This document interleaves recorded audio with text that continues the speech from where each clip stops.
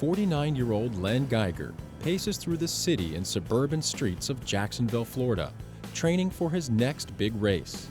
And he is doing this by breathing through someone else's lungs. It took a number of years, actually into my early 30s, before I started realizing that I was beginning to have episodes of shortness of breath. It was my 35th birthday. When we were leaving the restaurant, I was unable to walk my parents across the parking lot to their car, and instead I stood outside the restaurant leaning on a stranger's car trying to catch my breath. Until this point, Len had kept his breathing problems a secret from his friends and family. I was embarrassed, and for everyone to see this gave me the opening to go back to this doctor and say, I really have a problem, and I want you to test me for every single thing you can think of. And she did all the tests she could think of, and then she went back to her office and she looked through her books and came up with one more idea. Len's doctor drew some blood to test for Alpha-1, which she explained to him was a rare genetic disease.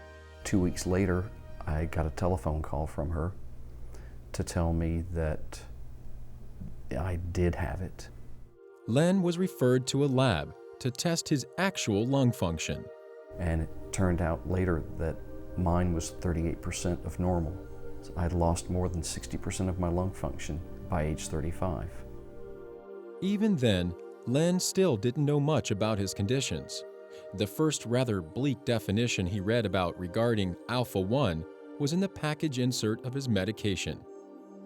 It says Alpha-1 Antitrypsin deficiency, comma, usually a fatal disease, comma. And that's when I realized this is really life-threatening. That was one of the moments when you realize that your whole life has changed right in front of you.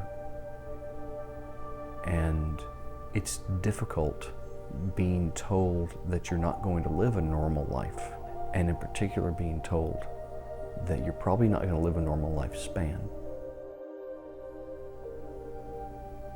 It's the last thing I wanted to hear. The symptoms of Alpha-1 may cause people to see their doctors. So what's bringing you in to see us today? I'm having some shortness of breath. But unless they are specifically tested for the Alpha-1 gene, they are much more likely to be misdiagnosed and treated only for asthma or chronic obstructive pulmonary disease, COPD. About 73% of individuals that are diagnosed with Alpha-1 are initially diagnosed with asthma. We test, we look, and lo and behold, a significant portion of the patients who come to see me for trouble breathing are an alpha patient. And again, with a simple little blood test to prove or not prove it.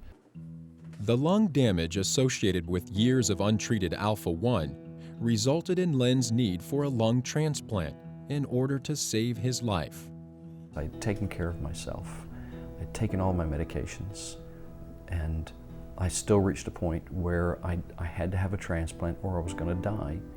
And I really understood that whatever the results were, it was going to be okay. And then Len received a very important phone call.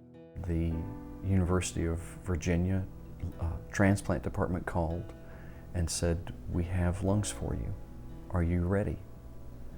And I said, "Can you give me just a minute? I need to think about this." And they said, "Sure."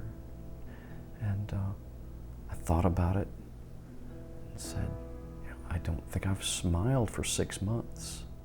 I'm ready to risk this." The operation was a success. He woke breathing like he hadn't in years. Len owed his life to a teenage girl named Corinne. She saved 5 people's lives. I'm the lucky one who got her lungs. After his recovery, Len decided to get in contact with the donor's family. Her father and I decided that we would start doing road races together to raise awareness of lung disease. Corinne's father and Len have completed multiple bike races and even marathons together. They have used exercise as a way to raise awareness about Alpha-1. Len now lives a very full, healthy life with his wife and daughter, Eva Kareen, named after the young girl whose lungs saved his life. He's an advocate for other people with Alpha-1, and he has this advice for the medical community. A patient doesn't look like they have Alpha-1. A patient doesn't act like they have Alpha-1. Just screen them. You're not looking for Alpha-1. You're trying to rule it out.